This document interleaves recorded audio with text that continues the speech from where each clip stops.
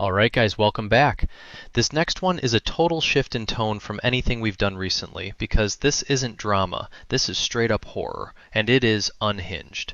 It's about a guy working the night shift at a fast food place with rules that make absolutely no sense until you realize why they exist. Let's get into it.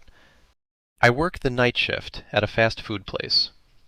We're not allowed to serve anyone after 4 a.m. Hey all. Your friendly neighbor minimum wage fast food worker here. Wondering if anyone has the same odd problem that I have? Does anyone work night shifts under these conditions? I know it's a stupid question, but this is the weirdest fucking job I've ever had. Now, I won't really say where I work at. I don't want to get sued for defamation or some shit. But let's just say we sell burgers and fries and we're famous. I don't want to be more specific. Now, I don't really know how to explain my working conditions, but if I had to, it's just that we have a series of rules that we have to obey after midnight.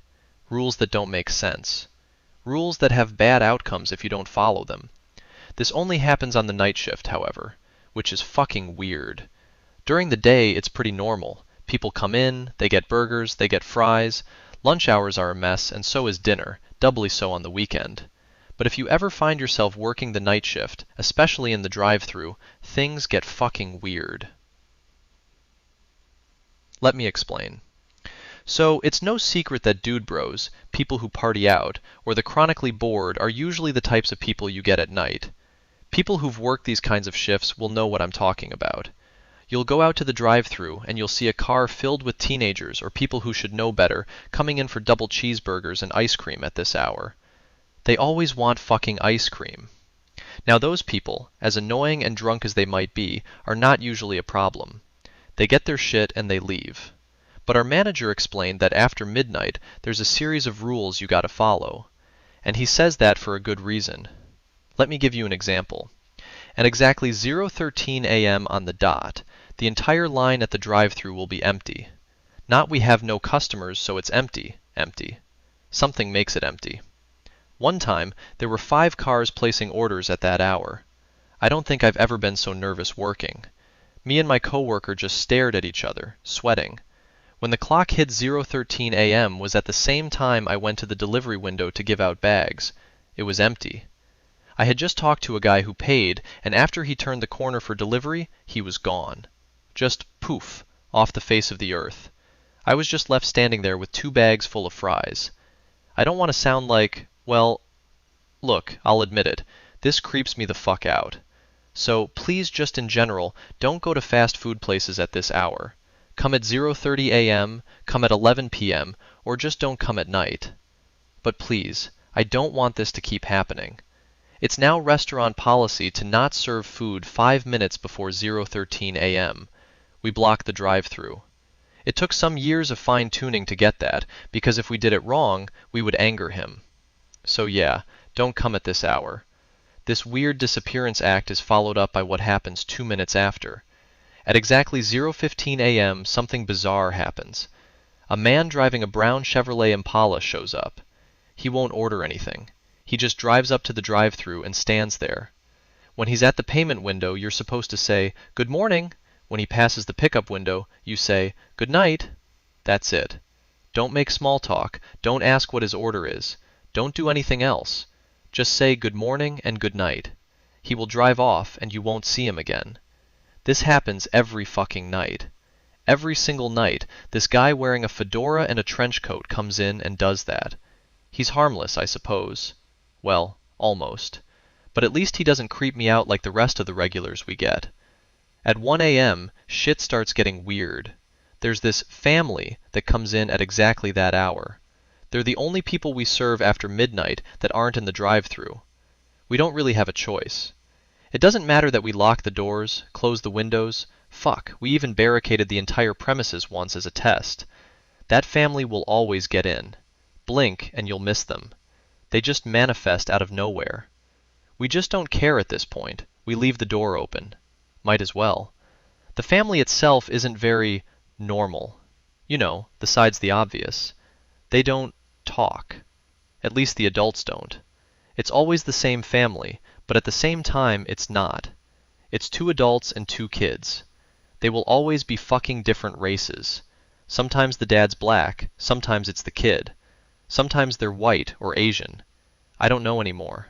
They keep switching. And like I said, the mom and dad don't talk. The kids always order for them. 2 large meals for the kids and 2 kid meals for the parents. No mayo and no pickles. That's always the fucking order. They get their food, look inside the bag, smile in unison, and leave. Creeps me the fuck out. I don't like to talk about it, but I've worked here for about 5 months, and there was one time that something different happened. One time, at 1 a.m. in they came, but this time it wasn't 2 parents and 2 kids. It was just 1 kid with a dog. Same family, same order, same shit. Dogs aren't really allowed in, but again, what the hell can we do? They came in anyways. The kid ordered and they got their meals. They look at their food and smile, and then the mom of the group looks at me, silently. She barked, and then they all went away. Fuck me. I try not to think about that day too much. What else is there?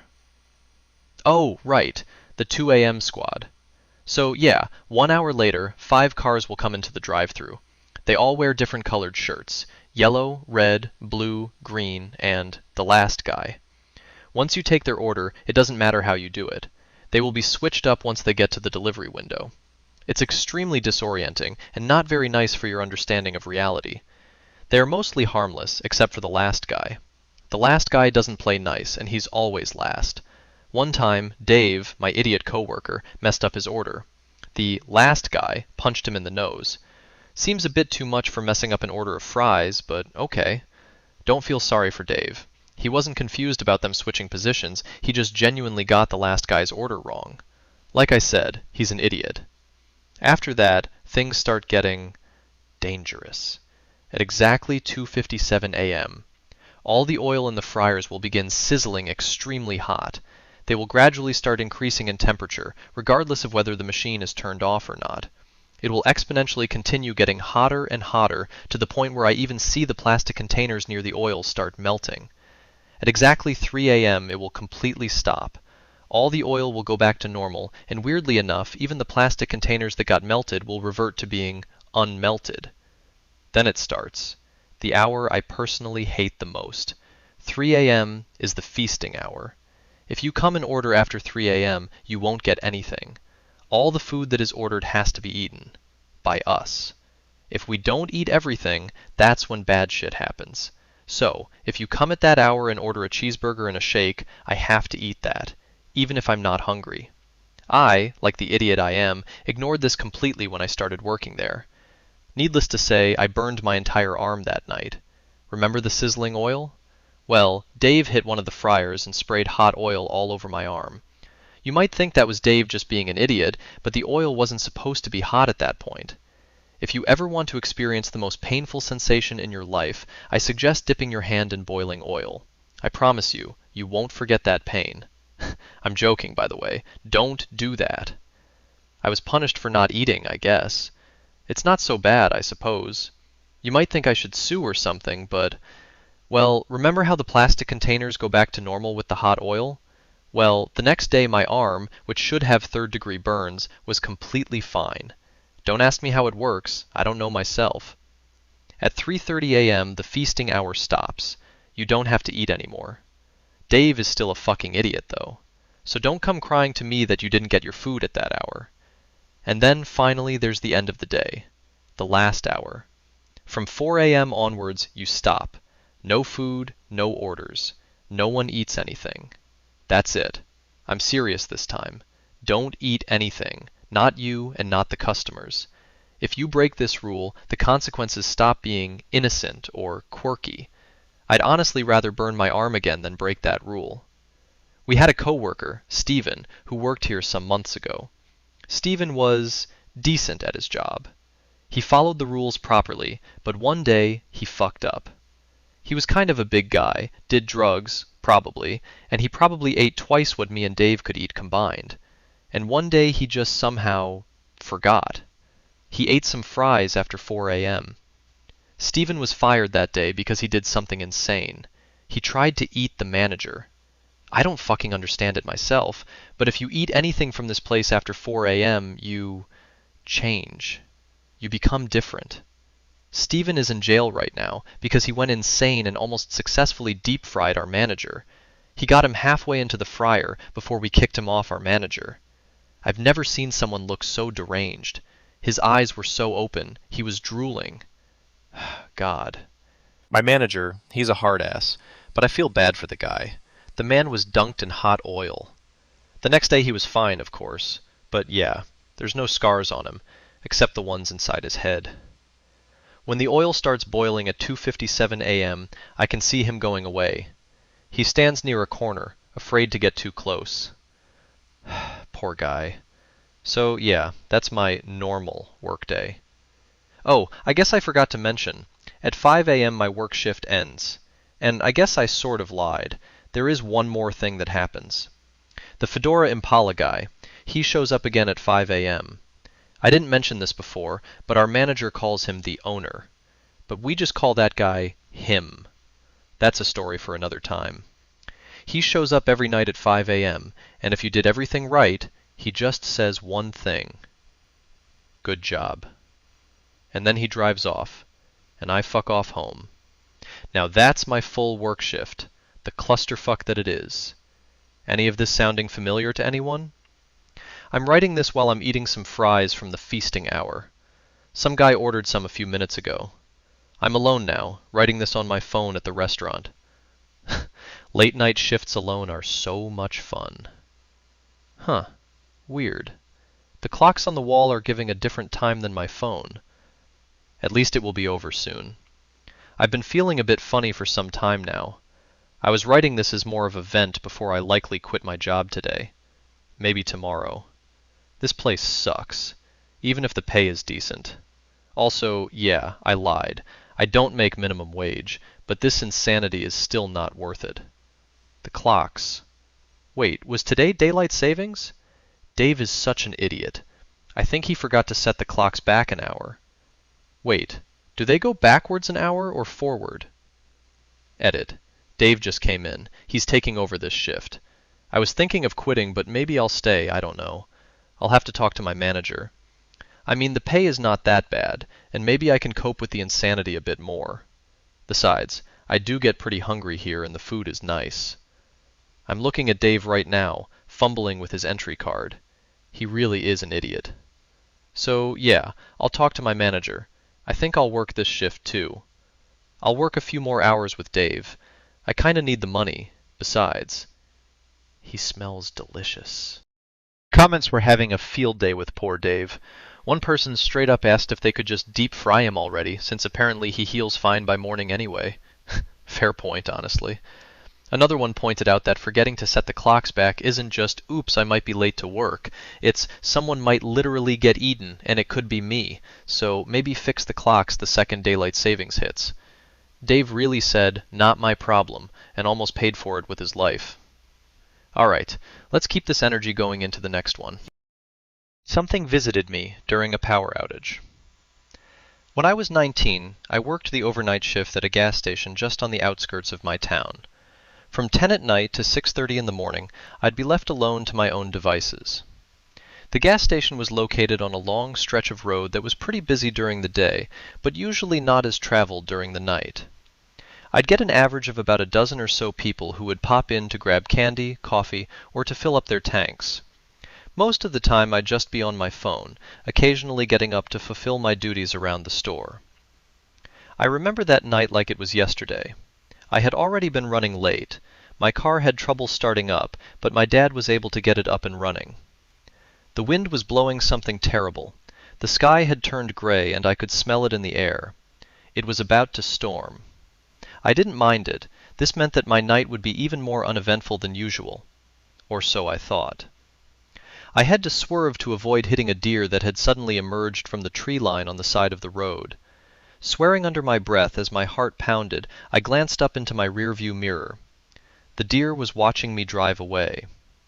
My coworker, an older woman named Beth, tried to pretend not to be annoyed once I finally got there. I apologized profusely, but she said her goodbyes and headed out. I inspected the 4 pumps we had outside, making it back inside just in time to avoid the rain. As thunder boomed overhead, I walked the store, making sure everything was properly stocked and snack machines were running smoothly. Then I sat in my trusty 50-year-old chair and pulled up YouTube. I had a few customers stop by, but the storm only seemed to be getting worse, and eventually the road was completely empty. I snapped out of my digital trance enough to grab a hot dog, but noticed that my phone was on its last breath. My charger, of course, was in the car, and I sure as hell wasn't going outside. I lowered my head under the counter, but one of my coworkers had taken the community charger. Assholes. The building seemed to shake from the next round of thunder, and suddenly the lights were out. I sat up, looking around for the flashlight. Instead, I found a dark figure standing in front of the counter. I gasped, falling back in my chair. Somehow, this hunk of wood that had survived since the Ice Age finally splintered under the weight of my fall. I sprung up, staring in confusion and apprehension at the person standing before me. He wore a black cloak, his hood raised. His face, round and bearded, was barely visible. He was tall, and for the life of me I cannot tell you how he had gotten there without me noticing. I had not heard the jingle of the front door, and even if he had somehow bypassed that, I had only been below the counter for a second or two. What unnerved me the most, though, was that he seemed to be completely dry. There was no umbrella in sight. "Sorry, bro, you scared the hell out of me. What's up?" He simply stood there, staring at me. I was now even more aware of my on-life support cell phone, as, with the power out, I couldn't even hope to use the landline. The man's dark eyes shifted from me to the back of the store. "You have drinks here?" Yeah, man. Right back there." He stared for a few seconds longer, then moved stiffly towards the coolers. I wondered if I should make a run for it then, but something seemed to be telling me not to. I wasn't sure if it was because I thought he would easily chase me down, or if I was just trying to be rational. This guy was definitely weird, but why risk getting into trouble with my boss by abandoning the store and cash register? I tapped my foot nervously as I sat waiting for him to return. When he did, he placed the small bottle of water on the counter. The storm outside rendered the dark store even darker. I could barely see anything around me. The man's eyes were boring into my face. "You have any smokes?" "Yeah, man. Which ones would you like?" "What do you recommend?"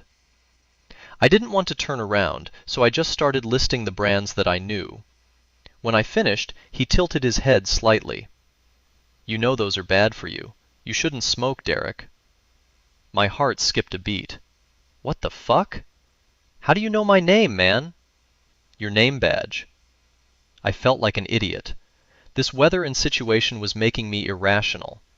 I just needed to calm down and take care of this guy. I reached for the scanner to ring the gentleman up and felt stupid for the second time in as many seconds. The power was out. I couldn't ring him up anyway. "The register's useless. It's on the house, man. Have a good night." The stranger looked at the register, then back at me. He seemed like he was trying to come up with some excuse not to leave. I wondered if he had been hoping I would open the register so that he could rob me. "I'm not leaving. Not yet." Fuck! I glanced at my phone. Completely dead. I had this terrible, terrible feeling that I would be too. This guy hadn't done much. He wasn't loud. But danger and something horrible seemed to be lingering in the atmosphere. I had nowhere to go. I could try to fight him, but this guy was massive. As our staring match continued, there was movement outside the glass doors. I could see a white car pulling up to one of the pumps. I can tell you I've never felt so relieved in my life. Finally, someone else was here. I was saved. Two young men got out of the car, one of them in a black shirt, the other red, and began jogging through the rain towards the building. The stranger in front of me turned, then moved faster than he had all night, walking swiftly over to the doors. He stood glaring outside at the boys, both of whom froze in their tracks. One of them, "Ah!" as the other turned to run. They slid and stumbled in the rain, and their complete and utter terror back to their car. They hopped in, and the third person, the driver, peeled out of the lot. What the hell was that? Did they know something about this guy that I didn't? Their reaction had been almost comical with how terrified they had seemed, even more than myself. The stranger turned back to look at me. My stomach dropped. There was no help. I was stuck here with this guy, and completely at his mercy. He blinked for the first time all night, then cracked a smile. His teeth were surprisingly white, pearly even. "Have a great night, Derek." He pushed the door open and walked out. I didn't know whether I was more confused or relieved. I ran over to lock the door, only to see that the man was not outside. There was no car, and he wasn't walking in any direction. He seemed to have just completely disappeared. The power came back on about 2 hours later. My nerves had finally returned to normal, and the rest of my shift passed without incident. The early shift worker, Seth, pulled up at his usual time and shook my hand. "Derek, man, I'm glad to see that you're okay." Why wouldn't I be? I wondered aloud. "You haven't seen any updates on your phone? There were some guys who robbed and shot a gas station attendant a few miles from here. I thought the boss man shot you a text or called you." Maybe he did. My phone's dead. What did these guys look like? Seth scratched his chin. If I remember correctly, they were in a white Toyota. 2 young guys, and a driver too. My face had surely drained of all color the way Seth looked at me. What? This didn't make sense. I had nearly been a victim of these guys. But if they had a gun, what had terrified them so about the stranger in the cloak? What had they actually seen through those doors? I left the building, splashing through the puddles to get to my car. I sat there in the driver's seat for a second, just staring into space. Then I turned to look for my phone charger. It was there in the passenger seat, right next to my name badge. And that's a wrap on tonight's video, guys. That guardian angel theory from the comments genuinely might be the best explanation anyone's come up with. The car trouble, the deer, the storm, all of it lining up like the universe was trying to keep him home. And when that didn't work, well, someone had to step in personally. That one's easily one of the creepiest stories we've covered in a while, so if you stuck around till the end, thank you. Let me know your own theories down in the comments, and I'll see you in the next one.